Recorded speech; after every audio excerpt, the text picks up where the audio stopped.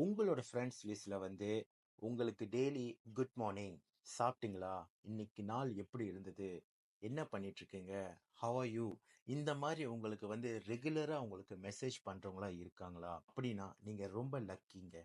நீங்க அவங்க அந்த மாதிரி மெசேஜ் பண்றதுனால அவங்க வேலை வெட்டி இல்லைன்னு நீங்க நினைக்காதீங்கங்க. ஏன்னா ஒரு ஜீவன் வந்து உங்க மேல அதிக கேர் இருக்குனால, அதிக அன்பு இருக்குனால தான் வந்து இந்த மாதிரி மெசேஜ் பண்றாங்க.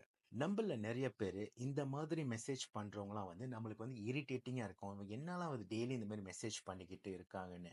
ஆக்சுவலா அப்படி இல்லைங்க. உங்களுக்கு தெரியும் ஒரு பர்சன் வந்து இந்த மாதிரி மெசேஜ் பண்றாங்கன்னா அவங்க எந்த மாதிரி எண்ணத்துல அவங்க வந்து இருப்பாங்கன்னு. ஆத்மார்த்தமா கேர் பண்றவங்க வந்து ஒரு சில பேர் இருக்காங்கங்க. அவங்கள வந்து நீங்க தேடி கண்டுபிடிச்சு அவங்களுக்கு நீங்க ரிப்ளை பண்ணுங்க. சரிங்களா? இந்த மாதிரி ஆளுங்க வந்து ஒரு சில பேர் வந்து இருப்பாங்க உங்க வாழ்க்கையில. அவங்கள வந்து நீங்க இக்னோர் பண்ணாதீங்க. அவங்களோட மெசேஜ்க்கு வந்து நீங்க ரெஸ்பாண்ட் பண்ணுங்க. இந்த காலத்துல ஒருத்தங்க மேல ஒருத்தன் அன்பு காட்டுறதே வந்து அரிதுங்க.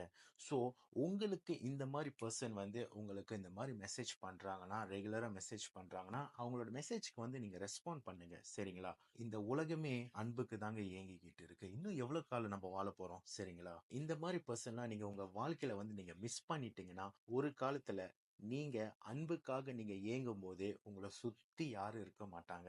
சாப்பிட்டியான்னு கேட்கறதுக்கு கூட யாரும் நாதி இருக்காதுங்க. இப்பவே இந்த காலத்திலேயே வந்து உங்களுக்கு இந்த மாதிரி அன்பு கிடைக்குதுன்னா அது வந்து அப்ரிஷியேட் பண்ண கத்துக்குங்க. இந்த ஒரு சின்ன ஷேரிங் வந்து உங்க கூட நான் பகிர்ந்துக்கணும்னு ஆசைப்பட்டேன். மீண்டும் உங்களை அடுத்த வீடியோல சந்திக்கிறேன். Signing off Karthik.